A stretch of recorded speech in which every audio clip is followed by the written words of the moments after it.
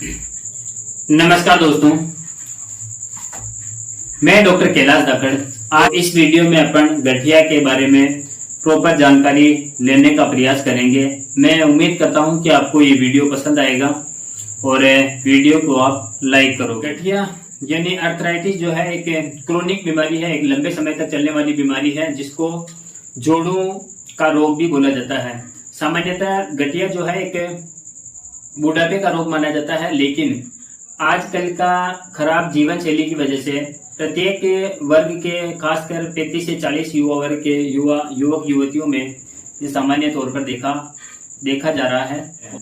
गठिया जो है वो जोड़ों से संबंधित बीमारी है। जोड़ों के भी क्या कहते हैं, साइनोविल फ्लूइड नाम का तरल पदार्थ पाया जाता है जो चिकना होता है और प्रत्येक जोड़ उसको चिकना बनाए रखने का कार्य करता है।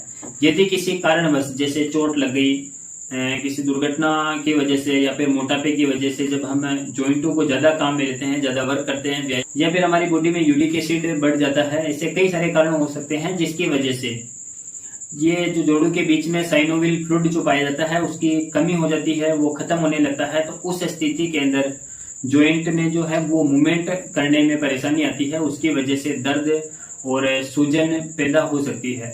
गठिया एक ऐसा रोग है जो प्यूरिन यानी मेटाबॉलिज्म की गड़बड़ी की वजह से होता है। इसके अंदर क्या होता है कि यूरिक एसिड के जो साल्ट है, जैसे सोडियम बायूरेट है, वो हड्डियों के बीच के अंदर जो कार्टिलेज है, ब्रूस है, लिगामेंट है, इनके बीच में क्रिस्टल के रूप में यूरिक एसिड जमा हो जाता है। परेशानी आती है जब किसी कारणवश साइनोविल फ्लूइड खत्म होने लगता है या फिर कार्टिलेज की चिकनाई खत्म होती है, तो उस कंडीशन में जो जॉइंट की जो गति है, जो हमारे जोड़ है वो गति करते हैं, तो उनमें परेशानी पैदा होती है और कुछ कंडीशन में दर्द तो पैदा होता ही है। इसके साथ साथ में जो झिल्ली है, जो साइनोविल, जिस झिल्ली के अंदर साइनोविल फ्लूइड भरा रहता है, उस झिल्ली में भी सूजन पैदा हो जाती है।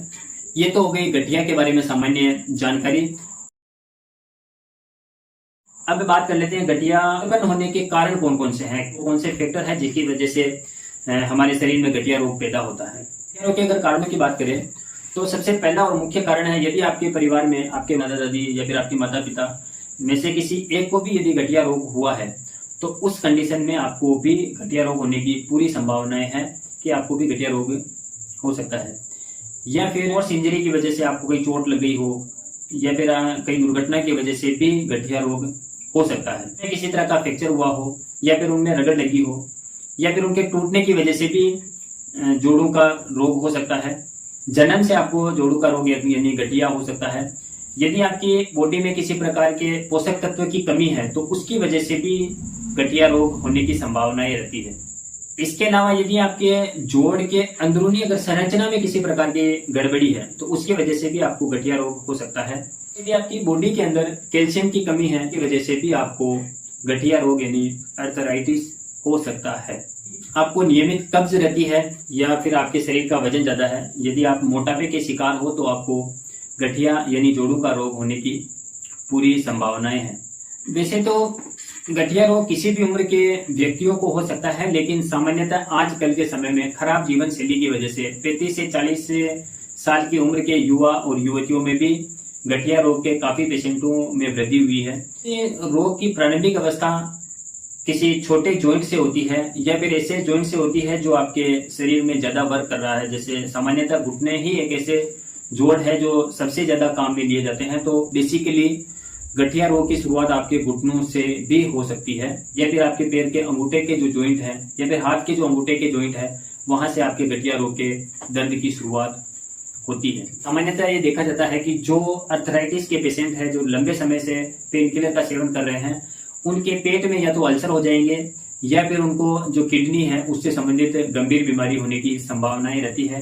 यही कारण है कि जो अर्थराइटिस या गठिया रोग से लंबे समय से जो परेशान व्यक्ति है उनको किडनी से संबंधित अधिकतर रोग देखने को मिलते हैं।